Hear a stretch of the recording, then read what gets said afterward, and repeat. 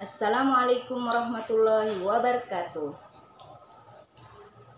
Sebelum saya lanjutkan video, saya ingin menyapa subscriber saya semua. Semoga semuanya dalam keadaan sehat walafiat, selalu dalam lindungan Allah Subhanahu wa taala. Amin. Pada kesempatan kali ini saya akan membahas tentang jenis-jenis pendidikan. Di video sebelumnya saya pernah membahas tentang pendidikan, apa itu pendidikan, ya, pengertian pendidikan dan lain sebagainya. Untuk kali ini saya akan membahas tentang jenis-jenis pendidikan. Jenis-jenis pendidikan itu ada 3. Ada yang pertama adalah pendidikan formal. Yang kedua adalah pendidikan non formal.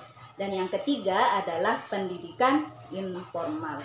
Nah, 3 jenis pendidikan ini harus sejalan dengan terarah gitu.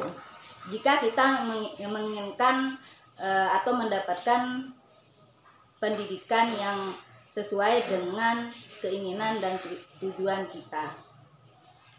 Yang pertama adalah pendidikan formal.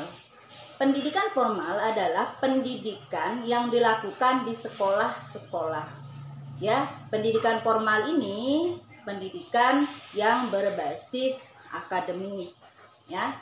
Pendidikan terprosedur, di mana anak didik mendapat pendidikan atau pengajaran-pengajaran melalui sekolah-sekolah, ya. Nah, untuk pendidikan formal ini di mana pemerintah ikut mensupport dalam pendidikan formal ini, ya. Di sini meliputi guru, ya, sekolah-sekolah atau madrasah, dan pendidikan ini memiliki jenjang yang begitu lama, memiliki tingkatan-tingkatan, baik dari tingkat PAUD, dari tingkat TK, ya, sampai ke jenjang sekolah menengah pertama SMP atau MTS, ada sekolah menengah atas atau madrasah aliyah, hingga ke perguruan tinggi. Nah, ini disebut dengan pendidikan formal. Nah, di pendidikan formal ini jenjangnya fase untuk melakukan pendidikan itu lama, ya. Karena misalnya di TK kan butuh 2 tahun, di SD butuh 6 tahun, ya. Nah, ini yang disebut dengan pendidikan formal. Dalam hal ini saya rasa pemerintah sudah cukup berperan baik, ya, baik dari segi karena pendidikan itu masuk ke undang-undang, ya, dan untuk biaya operasional juga pemerintah ikut serta dalam hal ini. Ini yang disebut dengan pendidikan berbentuk formal.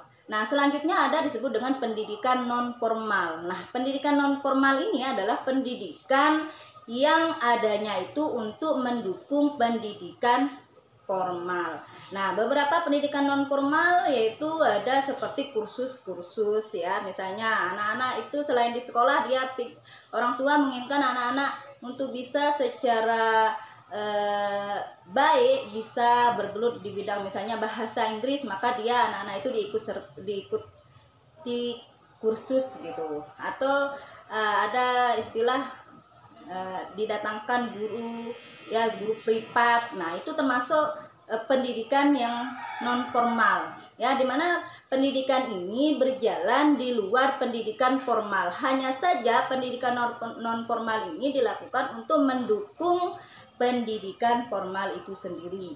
Seperti misalnya di madrasah atau sekolah-sekolah yang bernaung di madrasah, ada istilahnya kegiatan-kegiatan ekstrakurikuler seperti membaca kitab, ya. Misalnya ada membaca kitab dan lain sebagainya. Nah, itu termasuk pendidikan non formal. Nah, selanjutnya ada pendidikan informal. Nah, untuk pendidikan informal ini, ya, pendidikan informal adalah pendidikan yang dilakukan secara mandiri di rumah Yang ini dilakukan oleh orang tua didik di rumah. Ya, bagaimana orang tua mensupport, ya, memperlakukan anaknya, ya, mendidik anaknya. Nah, ini pendidikan informal ini pendidikan yang dilakukan sejak lahir gitu. Sejak lahir hingga dia tumbuh menjadi dewasa, sehingga dia masuk ke pendidikan formal dan non formal selanjutnya. Jadi ada 3 jenis pendidikan, ya, bahwa pendidikan itu adalah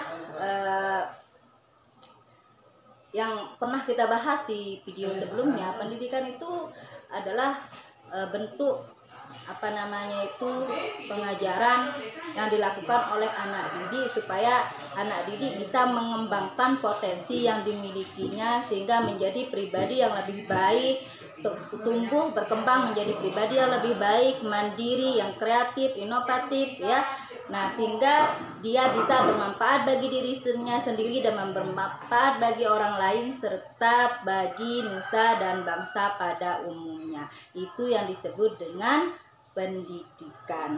Nah, pendidikan ini saya ulangi, ada 3 yang sudah kita bahas tadi: pendidikan formal, pendidikan non formal, dan pendidikan informal.